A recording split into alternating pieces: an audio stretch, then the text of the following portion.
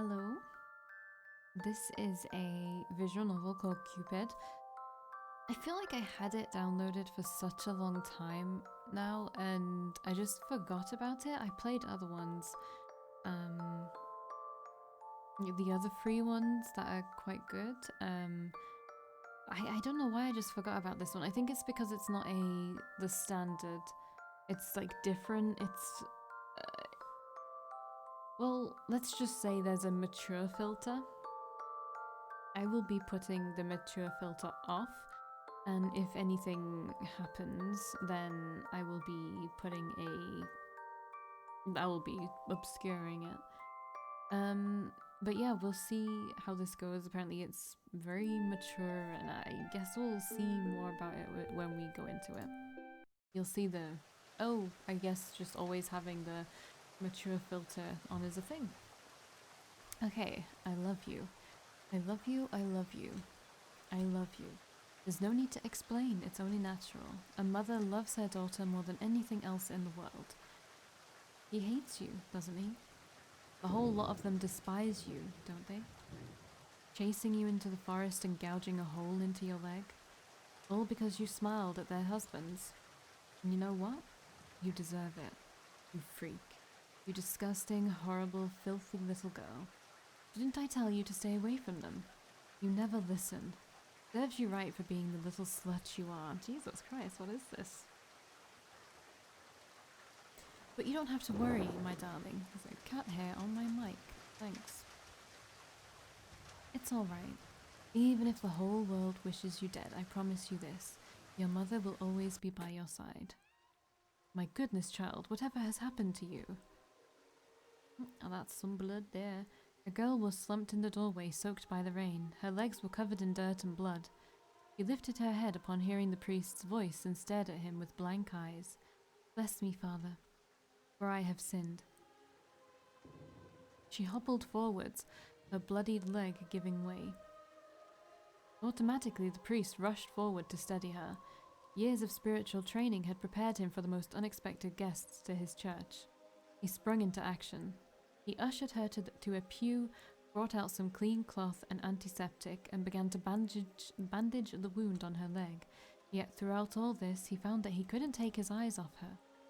He would be gazing at the roll of bandages in his hand, deciding how to tie them, and then out of nowhere he would be staring into her eyes. Even with all the mud and grime smeared across her face, he couldn't deny that she was absolutely beautiful. How old was she? 20? 18? 16? Her face was so young. The priest had long since aged past his desire for the opposite sex, but somehow something about her enraptured him.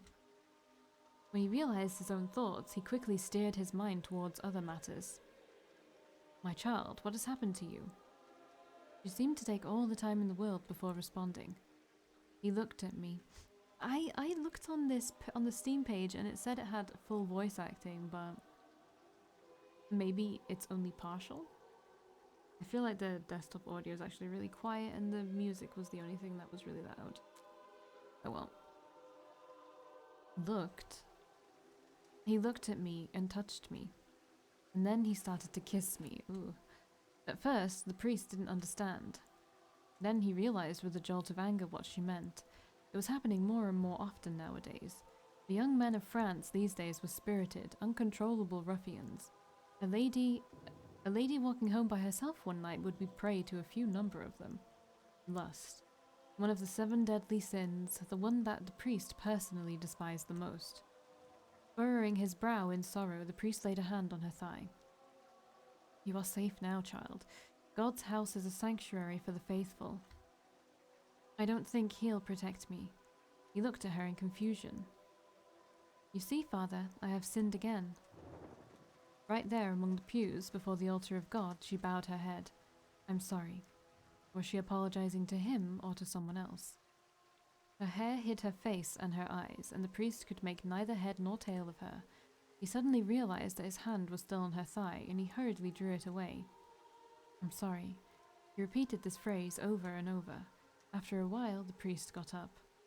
Don't fret, child. You are not to blame. I will contact the local constable, but in the meantime, you are free to make yourself at home here. I will fetch you a hot drink. He patted her hand and left to go to the back room. She remained seated on the pew, her head bent forward. As the priest's footsteps faded away, the entire church fell into silence. Now that it was the dead of night, the clouds covered the sky. Barely a sliver of moonlight filtered through the stained glass. The girl sat alone in a ring of darkness. She opened her mouth. No, I know. If I may say my piece, surely. Yes, yes, mother. But he is so very kind.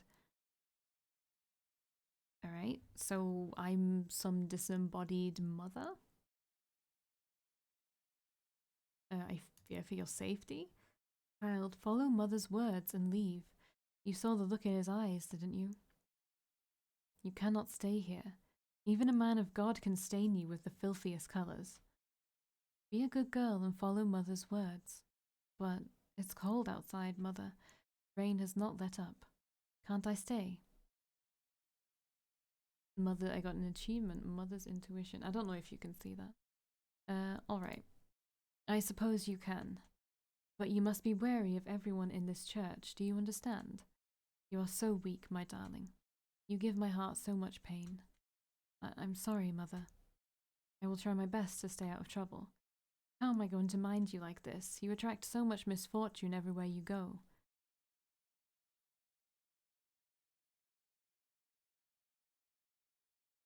I mean, my poor child?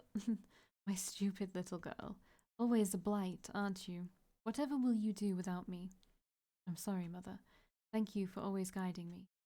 It is all my fault. The girl sat in silence. Mother was right, after all. She was always right. Everything was her fault. Her fists shook with a mixture of fear and conviction. She had to do penance. Mother, give me strength. There is something I wish to do.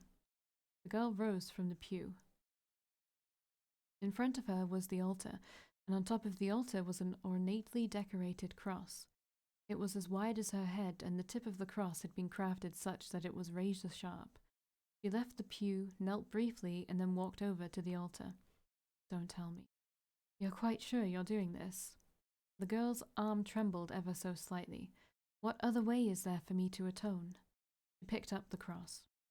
Oh, my darling daughter, mother is proud of you. Slowly, she brought the sharp end close to her face, so close that it hovered just above her left eye. And then she... Oh. Alright.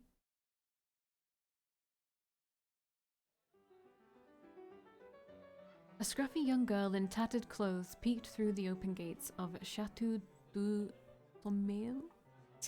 I'm not French, sorry. An afternoon Gotha, again, I'm so sorry, I don't know, was being held in its gardens. People from high-class estates strolled around the manicured gardens while chatting loudly with one another. There were beautiful ladies clad in silk and velvet, their necks adorned with pearls and jewels. A variety of foods was displayed on the tables. The girl stared at the food. She hadn't eaten properly for the past few days. Are you hungry, my dear? Rose girl, okay. Yes, mother. Don't you worry, mother will provide. You do not need those high-class foods anyway. They will upset your stomach. Now, we've stayed long enough. Let us leave. Surely we can look around for a bit. It's still a little early. There was something else that called to her other than the party itself. She walked to and fro from the gates, peeking at the crowd, despite the urgings of her mother to leave. Just a tiny glance would be enough. The girl smiled at the thought of him. The owner of the chateau, the Marquis de Goul. The girl was drawn to him. He wasn't the same as other people. He seemed different somehow. He was kind to her and would always hand her food when she delivered flowers. Her heart felt at ease with him.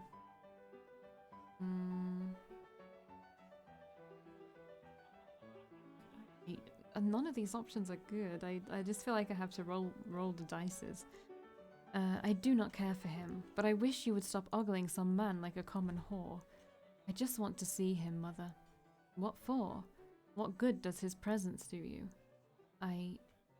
He makes me feel that there are still good people in the world, Mother. I mean, it's hard to say. I'm trying to choose the least insulting, mean options. It is hard to say, of course, dear. We do not know the real intentions people have. One can hope that real charity exists. But even good people will always put their needs first. Even your precious Valkii. Don't you think I'm a good person, Mother?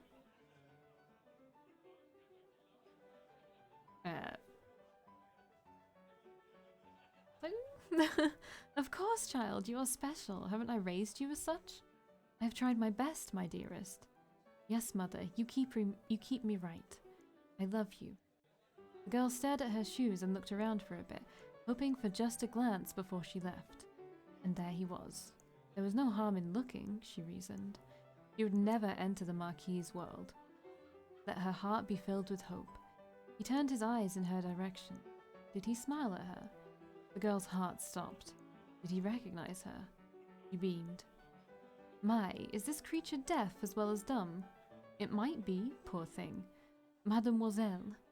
A voice called out to the rose girl. He gasped. It seemed that somebody else had noticed her presence. She turned to leave. No, no, my dear, poor little creature. Don't run away. Charlotte, she stinks. Don't touch her. Came to crash the party, little urchin. You hungry? Her stomach gave a low grumble. She was always hungry, it seemed, no matter how much or how little she ate. Encouraged by the kindness the Marquis had shown her, the girl approached the woman. He teetered towards their table. What are you selling? Look at this poor creature. Is she selling roses? These are all ugly ones. But not as appalling as the rags she is covering herself in. Are you trying your best to be this repulsive? Now, don't be mean, Antoinette. Perhaps it's the commoner fashion nowadays. They laughed while gawking at her and her wares.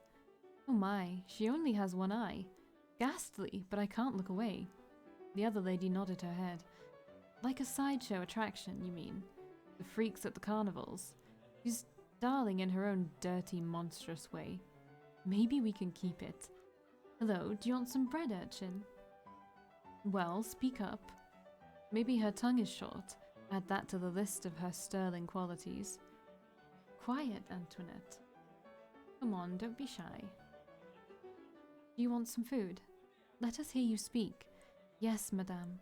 What? Yes, madame, I would be grateful.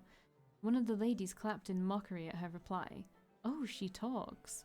The ladies handed her the bread, but it was snatched away just before her fingers grazed it. Not before you dance for us first. Oh, make her do a handstand. I've seen one of those street people do that. Quite marvelous. Now, I'd like to see that. This party is getting quite boring. Well, come on, ma bête. Oh no, so sorry. Dance for your food. The girl looked at the beautiful, cruel faces of the women, that look on them. It was a burning desire to hurt something, simply because they could. She knew that look. Before they touched her and hurt her, they had that look burning in their eyes. Oh, look what you did, Claudette. She's shivering like a leaf, poor thing. The lady was laughing as she said those words. I didn't do anything. She should be grateful we're even offering her this much. Besides, these commoners are supposed to be jolly in their misery. Come on, girl, show us your joy. The girl moved away as they laughed. Mother, please save me. Mother. Didn't I tell you people are cruel? Haven't I taught you this time and time again? People are cruel. Now, you see it firsthand. Hey there. A child's voice called out from behind her. It belonged to a girl around 7 with chubby cheeks and a look of curiosity in her eyes. She wore an old blue dress, somewhat patched at the corners, but kept clean and tidy. She was not rich, but she had an air as if she owned the ground she stood on. Another commoner. This party is absolutely teeming with them. The Marquis loves these things. Heard he picks them randomly from the street. Maybe I should get me one too. You think it is fashionable abroad, in his birth country, I mean. Persia? No, I heard he was from India. I heard a rumor he's a bastard son of a Greek queen. Goodness, that is so far-fetched. I could barely pronounce his name, though. He really should change it to something more acceptable. Who knows what kind of demons he might attract with such a blasphemous name. Aha, it must be why all these nasty, horrid little creatures flock around him. Oh, devil or not, I'll forgive him if he kisses my hand. The ladies laughed. Salope. Aren't you shameless? Don't lie, we all know why we're here. The ladies gossiped among themselves, openly ignoring the girl. The young girl took the slighting with a shrug. She approached the table and asserted her presence. What you doing? Goodness, they don't take a hint, do they? Throw something shiny, it might distract them. Hey, you've been holding that bread for a long time. Aren't you going to give it to her? He pointed at the shabby rose vendor. Why do you care? Do you want the bread for yourself?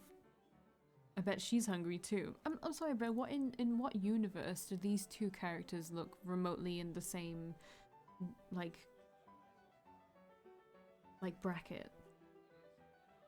Like, she has these curls and like this fancy dress. I'm just very confused.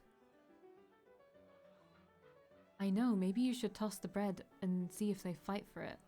The ladies laughed to themselves. The girl stared at them with confusion, her brows furrowed in a childlike understanding. Next thing everyone knew, she had swiped the bread from the woman's hand. Oh my! How rude! Horrible, filthy girl, give that back. The girl sniffed the piece of bread and nibbled at the surface. Yummy, it's still warm. She shoved the bread in the urchin's face. The scrumptious scent of bread flooded the rose girl's nose. Lick it, the sugared butter tastes good. No, you devil child, give that back. The urchin licked it, her tongue was coated in sweetness. She stood there, squeezing the taste in her tongue. The girl grinned at her and she couldn't help but grin back. Sorry, here you go, it's all yours. Ugh, disgusting. Like we're gonna eat anything that's been in your filthy mouths. Wow, so this is ours now? You ladies are so nice. Cheeky little brat, I'll have you thrown out of this party, I'll have you. This is the Marquis. A young man strode to the commotion, a sweet scent lingered as he passed. The rose girl felt her mouth well up. His presence filled her body, almost as if her hunger was abated. She blushed furiously. What a strange effect he had. Ladies, Guelemi. Oh, Sire Guelemi. Sorry, I don't know. I just came to check in on my esteemed guests. Is everything alright? Are you enjoying yourselves? One of the ladies started fanning herself with obvious annoyance. Well, these little beasts have been harassing us. Yes, my lord.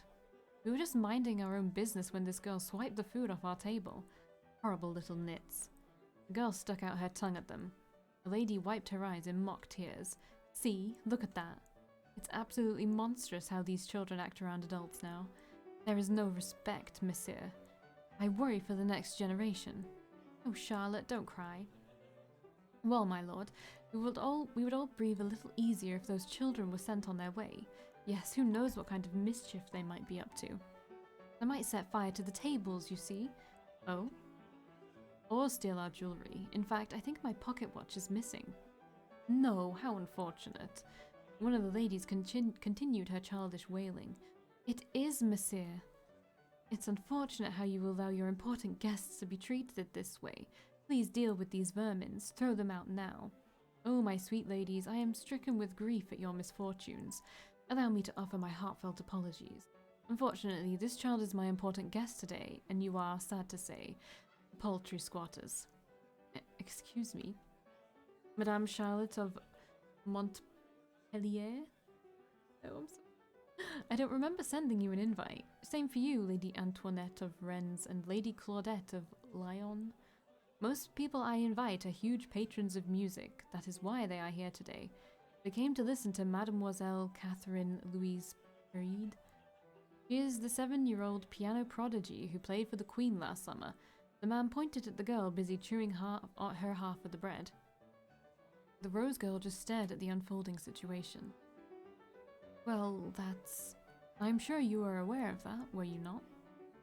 No matter, I am always happy to see you, ladies. It is my pleasure to have you here, but I hope you don't mind giving some of the food away to my townspeople.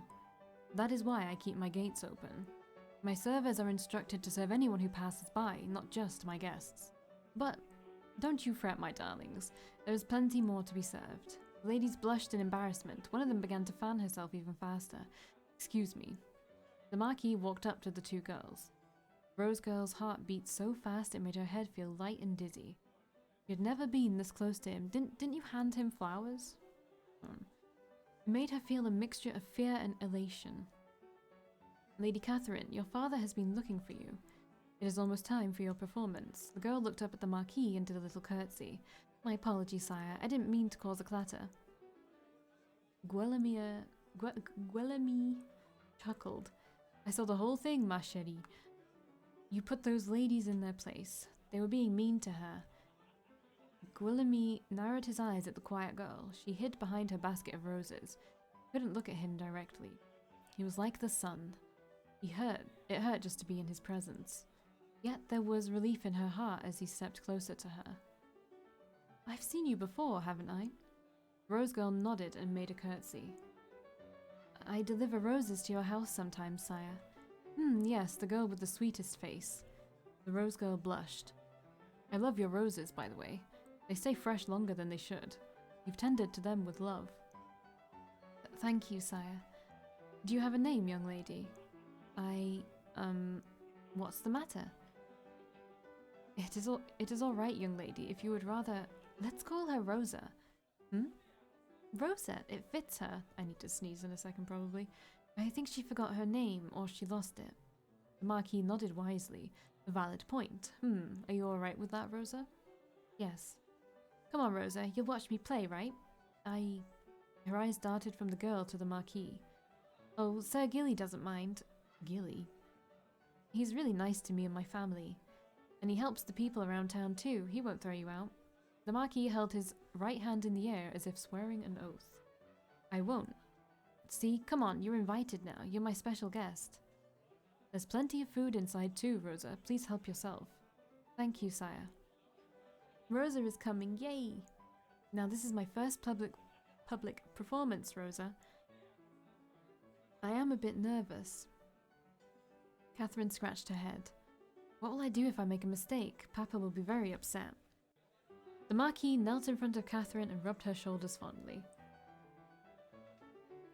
Sorry, just needed to move. You won't make a mistake, ma chérie. As long as you put your heart into the keys. Play to touch your audience and any mistakes won't matter. You understand? Catherine stared at the Marquis. Not really. The man chuckled. You will, someday. Just play your first song with me in your mind, will you? Something that you think will make me smile. Guillemie held Catherine's clear, young eyes in his gaze. He kissed her hand. It was covered with sticky sugar and breadcrumbs. Catherine blushed. It was the first time she looked embarrassed by anything. It would be my pleasure, sir. Catherine trudged up the wooden podium and walked towards the middle of the stage. The crowd's chatter died down. She curtsied in front of her audience, waved to her father, and stole a glance at Guillemie. The man gave her a tiny nod. She sat down in front of the piano, admiring the cream and ebony keys underneath her fingers. Her own piano was broken and beaten. Father had sold his horse for it. The A3 key never played, and the strings would creak when it was cold. But it had never failed her. She knew the keys like they were her own fingers. She whispered to the new piano softly, as if coaxing a beautiful, untamed animal. Let's be friends, okay? She saw Rosa at the far end of the podium, watching her diligently. There was a renewed vigor in her blood. She could hear the keys calling out to her. A song that would make him smile. She placed her fingers on the keys. She began to play.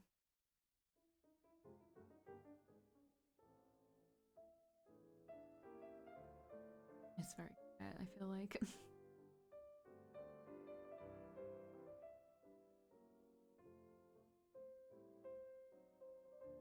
At the ring of the first few notes, it became apparent to the audience that this girl was something special. Here was a little girl, barely tall enough to reach the pedals of the piano, playing as if she owned it. There were times she'd miss a note or two, but that didn't matter. She played the song to make someone smile, and it touched everyone present. Her musical skill was far beyond her years. Her fingers caressed the keys as if she was making a flower crown, carefully weaving the petals. She knew the correct way to tie the leaves so they wouldn't tear, like all smart little girls did. As the piano sang under her hands, Catherine seemed to disappear right in front of the audience's eyes. She was just a vision after all, somebody leading them down a dream. A dream of a garden, the springtime, the shade of a tree on a windy day. The couples in the audience tightened their grip on the hands of their partners.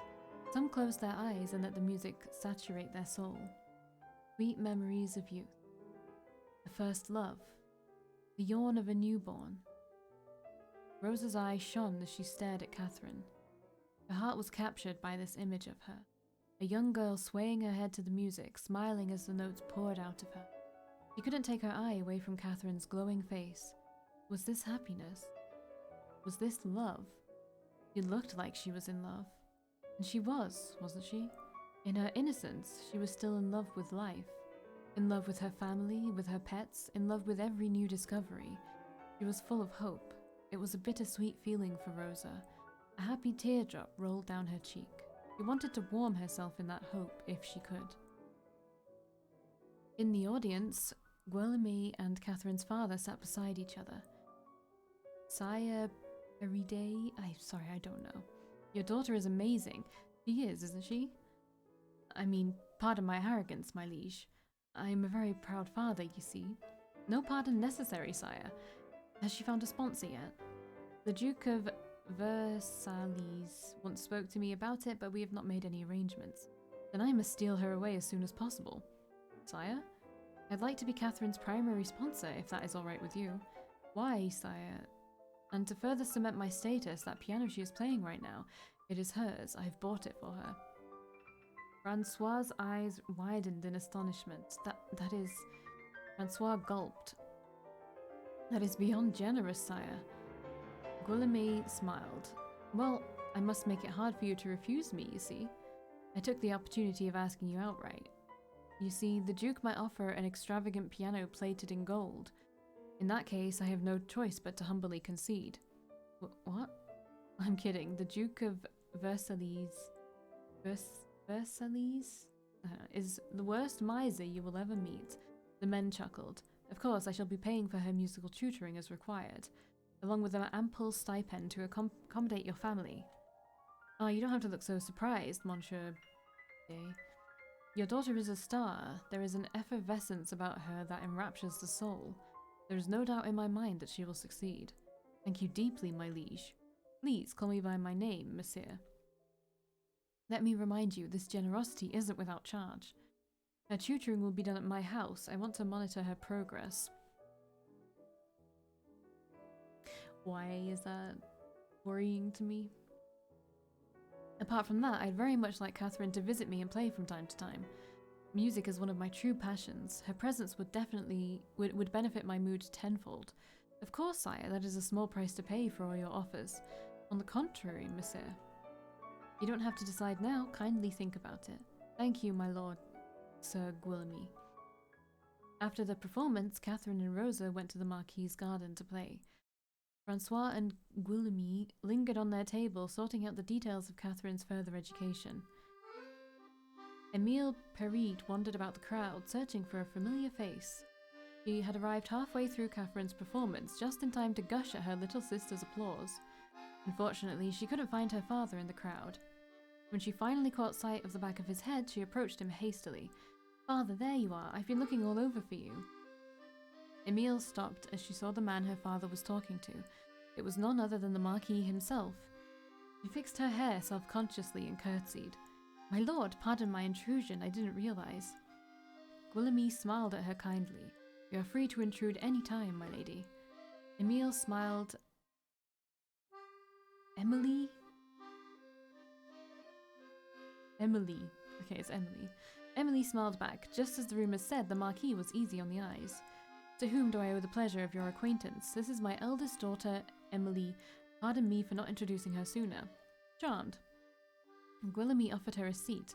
Emily sat down across the man. "Well, it seems talent and good looks run in the family." Francois rubbed his neck. "Yes, my daughters are my pride and joy. Thankfully, they both took after their mother. Surely not, Monsieur Perride. The eyes are yours. Earnest and loving eyes." Emil snorted at such sappy words. The father was clearly basking in the compliments. If this really was the famous Guelemy the rumours talked about, then he wasn't exactly much of a charmer, was he? She didn't know what all the fuss was about. The ladies in the house she worked for could not seem to stop talking about this man. Admittedly, there was something morbidly curious about the way he looked at people. Like he was always distracted and could only say words that were expected of him. I'm pleased to have finally met you, sire. I've heard a lot about you on my travels. All good things, I hope. Depends on the tabloid and the day of the week. Emil thought to herself and chuckled. You are a governess, I was told. Where do you work? With the Dimitri household, sir. Ah, yes, I heard you were marrying into the family soon. Father, I told you not to tell anybody yet. I didn't, but you know how people talk. Word travels fast. Pardon the comment then, my lady. Please. Your betrothed is a lucky man, I'm sure. The conversation endured through the afternoon. Small talk, musical composers, their little town, Catherine's musical background, Francois's students, Emily's work. Emily played with her napkin, offering droll opinions on the particularly droll topics. All throughout the exchange, Emily observed the infamous Marquis de Gaulle. This was him? The audacious, shameless flirt of the royal court and tabloids? According to rumours, he was able to bed both the widowed Countess of Devonshire and her daughter at the same time, and even the tumultuous relationship with the Prince of Garnet. He didn't limit himself to royalty, or so the tabloids said. His latest fling was with an English poet, who, they say, almost killed him when he was caught with another man, or woman. At this point, who knew what was real and what was a blatant lie made up by the newspapers? She had looked forward to meeting him, and here he was, finally, talking about sampling the new bakery's crème brûlée. She couldn't say she was disappointed exactly, but the Marquis was a depressingly normal man. Maybe even boring, Emily ventured. She watched it as his gaze flickered across her hair and her nose before lazily trailing away. How infuriating. She wondered if he would suddenly say something coy, or insist to dance with her. Just something outrageous. Honestly, so she could shoot him down. This man whom everyone was interested in. That would be a small victory for a reasonable woman everywhere. But the Marquis was nothing but polite. He did not ogle. He did not touch unnecessarily. No audacious gestures or suggestive winks of the eye. He would not even look at her for more than 2 seconds. Maybe she was not pretty enough to flirt with? Emily bit her lip. He shouldn't be thinking that, but there were also times that he would quietly look into her eyes when the conversation lulled. When the words spoken were without meaning, their eyes would converse further. To Emily, he'd started to look lonely underneath the facade of caprice. He seemed tired of all the gallivanting, the rumours and the numerous flings. We are all a little lonely, aren't we? Perhaps even he. He invited the family over to his chateau and commented on how empty the building felt sometimes. Music was his guilty pleasure. It got him through the cold nights, he said with a sad grin. How he wouldn't mind a warm soul to touch. And before she could stop herself, Emily had begun to imagine his lips on her neck, on one of those, cold, nights. Emily shook her head, trying to erase the thoughts in her mind. They were having a perfectly mundane conversation. She didn't know where those thoughts came from. Fortunately, her father didn't seem to notice. Music and loneliness struck a nerve with Francois Peride. He had immersed himself in his music tutoring, his students and Catherine, ever since his wife had gotten sick. It had been 6 years, but sometimes the nights were cold. Francois the Marquis was speaking to his soul. He was a kindred spirit. He wasn't a pompous showboat like all the other royalty Catherine had played for. The Marquis even had a wine collection he wanted to show Francois. Such a down-to-earth, generous young man. Emily, your face is flushed. Are you all right? I'm fine, just the sun, probably. This was not true, of course. The afternoon sun had already lost most of its heat. Thankfully, Catherine provided a distraction. And we will see what that distraction is in the next video. I'll see you then. Bye!